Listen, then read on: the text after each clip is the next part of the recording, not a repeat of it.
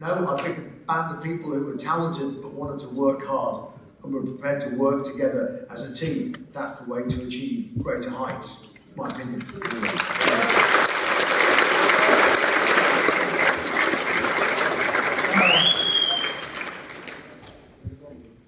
Could you give us your best Nico McBrain story?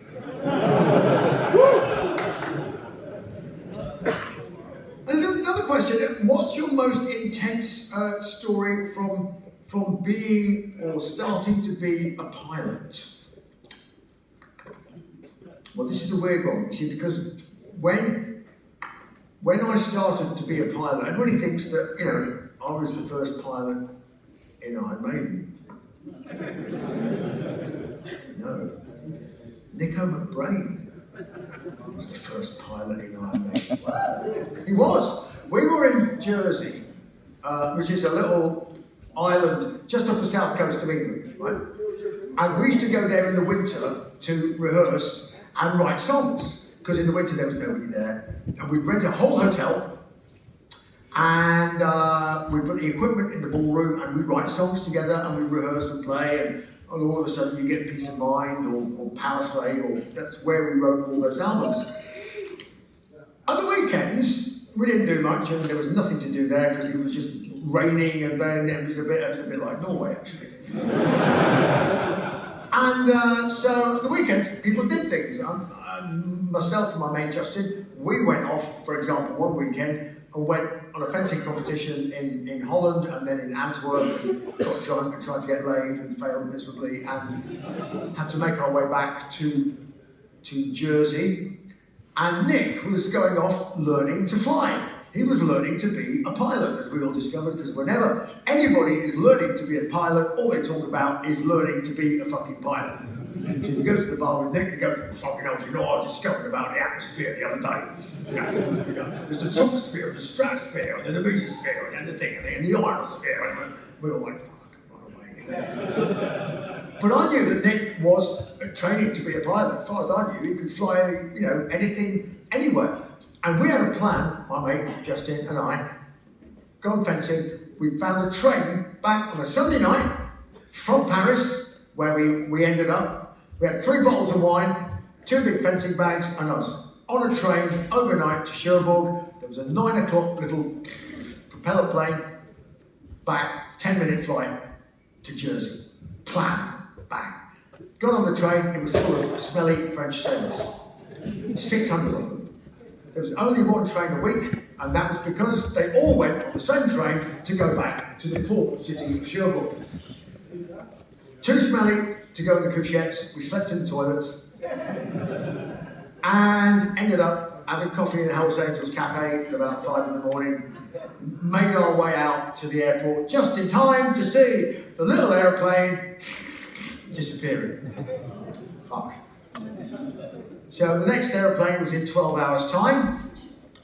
Oh, and there was a little cafe, and as soon as the cafe owner heard English voices, he shut the cafe immediately, drove off at high speed, and the coffee machine didn't work. So we were like, wow, what do we do now? What do we do now? I said, so sorry, Justin, I've got you in this shit. I mean, I don't know what we do now. Nico can fly. I'll get Nico to come and rescue us.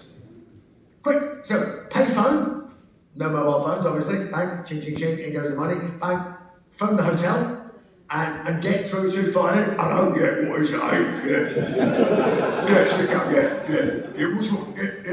I said, well, Nick, listen, we've got a bit of a problem, me and Justin are stuck over in Cherbourg, and we're wondering if you could come, because you're a pilot, if you could come and rescue us, like this morning, or this afternoon or something, right? Not very far. He goes, oh yeah, see, the problem is, you see, I'm not actually qualified yet. Right.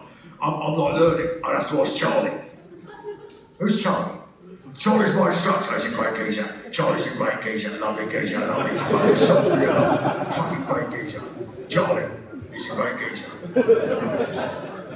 Right, so if you ask Charlie, if you can come over, maybe you could have a lesson on the way over and pick us up, and then sort of have another lesson on the way back. Would that work? Oh, I don't know, I have to ask Charlie. Right, you ask Charlie, and Yeah, I'll call you back. All right, okay. So, half an hour later, I called him up. I said, right, any news then? He goes, yeah, we're coming, we'll be there, yeah. I said, well, any idea when? No, we'll be there, yeah.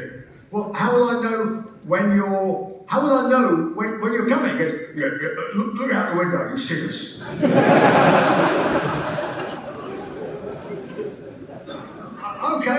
Okay, so put the phone down and said, right, Justin, we're there. We've got to wait and look out the window and we'll see him. So I'm looking out the window. And the weather's horrible. I mean, it's like grey and low cloud and windy and there's no birds flying, and the ones that are flying by accident are sort of going like this. And the waves are sort of like rough, so I'm thinking, horrible day, blimey, And then, in the distance, I see this black speck, and it too is sort of doing this. I think, what is that? This is a bird. This is a plane. It's Nico McBrain. and so the plane, it sort of comes in and lands.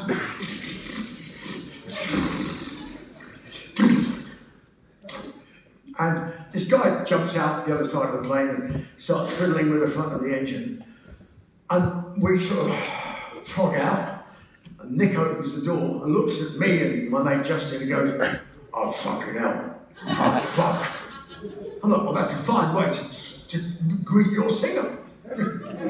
Well, and now this is the first time I've been close to a light aircraft, right? And I'm looking at this thing, I'm thinking, well, what is this? It's only got one door, okay, that's weird, there's 4 seats. And there's, it's called a Piper Cherokee, it's very ethnic, love that, yeah. And, okay, right, well, now I know now, having flown these airplanes in a later life, that they come in different sizes. The engines come in different sizes. The plane comes in the same size, it's got 4 seats. Everyone has got 4 seats. But there's a 200 horsepower engine, there's a 180 horsepower engine, there's a 160 horsepower engine, and there's the one that we had. But all of them have got only 4 seats. Why? So, Nick's looking at me, and there's me, I'm 5'6", as you know. And I've got my fencing bag, which is like a golf bag, basically. And Justin, he's a big lad, 6 foot, and he's got another golf bag. So we're basically 3 people. 3 plus 2 is 5, and there's 4 seats. Anyway, we sort of climb in, and Nick is like, you better fucking get in. Oh, fucking hell, fuck.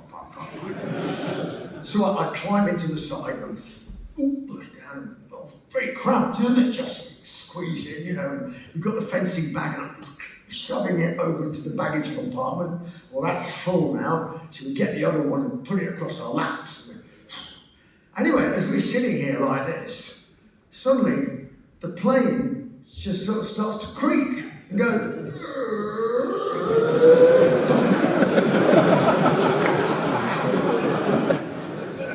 The tail of it scraping on the runway and the nose wheels dangling in the air. I said, Nick, is that normal? He goes, no, it's not fucking normal. It's definitely not fucking normal. I said, well, fuck, he goes, Charlie! So Charlie is ex-Royal Air Force, right? So he's got this big handlebar moustache, waxed like this, and he goes, okay, chaps, okay, don't worry, got a plan, okay, Nick, here's what we're going to do. I'm going to cradle the tail here. When I lift up the airplane like this, I want you to start the engine. You start the engine, everybody lean forward, I'll jump on the wing, jump into the cockpit, and we'll be off.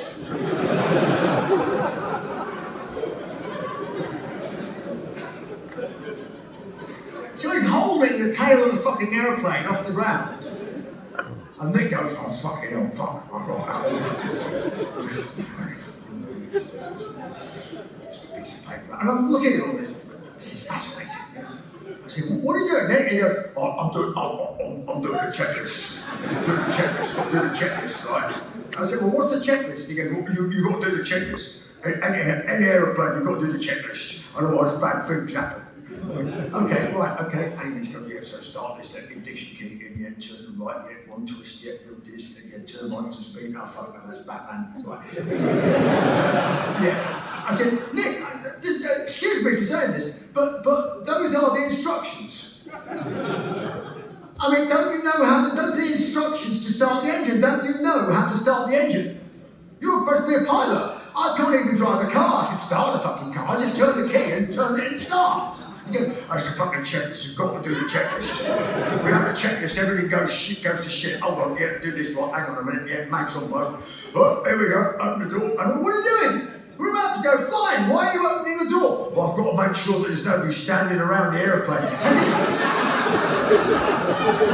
There's nobody standing around the airplane apart from Charlie, who's holding the fucking tail, striking the runway. Are you mad? He goes, no, I've got to do it. It says it on the checklist. Hold up. Clear prop. I said, who are you talking to? Harvey the fucking White Rabbit. Anyway, and it starts overwhelming smell of petrol fills the cockpit. Charlie sort of goes, what? Okay, right, everybody lean forward, bum, bum, bum, bum, on the wing, in the, boom, and off we go. And we just do it like handbrake turn onto the runway. The door's still fucking open, flapping. Charlie's doing it up, you know, belting up. And the runway at Cherbourg is very long. It was built by the Germans during the Second World War for their long-range aircraft, right? So they take a long time to get off the ground. So the runway is long. It's very long. Did I say it was long? It's really fucking long, right? And we used all of it.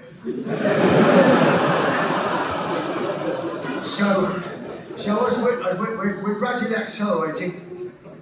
No, that's too strong a word. No, we're trundling forward purposefully. And as we get to the end of the runway and we fell off. But luckily, in the space between us falling off and striking the surface of the sea, we actually started to fly. And then we're flying along at low altitude above these waves with Charlie saying, okay, everybody lean forward, a little bit more, lean forward. And I'm looking, I'm going, Nick, I'm getting the hang of this now. I see, that's the speedometer. That's how fast we're going. Not very fast, really, is it? Yeah. Okay, that's the altimeter. That's how high we are. Yeah, it's not very high. It's not moving, is it, really? What's that one there? I said that's the vertical speed indicator. The vertical speed indicator, that is. Well, it says 0. There's no vertical speed at all. Oh yeah, what's a funny instrument, the vertical speed indicator, or the VSI as we call it. It's a bit of a lag. Always a bit of a lag in the VSI. A bit of a lag, like about fucking 6 months, you know. And then all of a sudden, it moved. I went, fucking hell, it moved. And yes, slowly, we're starting to creep skyward. Hey! And that's when I saw the cliffs. and Jersey has got these beautiful white cliffs, and on the top of the white cliffs is the runway. The trouble is that the cliff that we fell off at Cherbourg was lower than the cliff that we were supposed to land on in Jersey. So for the next few minutes, it was a game of chicken. Front of the airplane, front of the cliff, front of the airplane, front of the cliff. You can imagine the conversation with the tower. You know, I know it's little Papa Cherokee, Golf A, B, C, D, E, F, G, requesting permission to land. Yes, okay, where are you? Yeah. So then all of a sudden, fucking Kilroy, aeroplane arrives, lands, and we pulled off, and then we fucking wellied off the runway, and we parked up behind a set of waste bins, like industrial waste bins.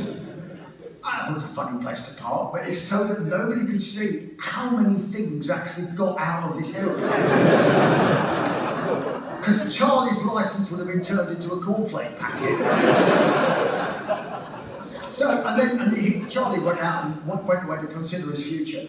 And Nick got out and went, fucking, I'm not fucking doing that again. Fucking,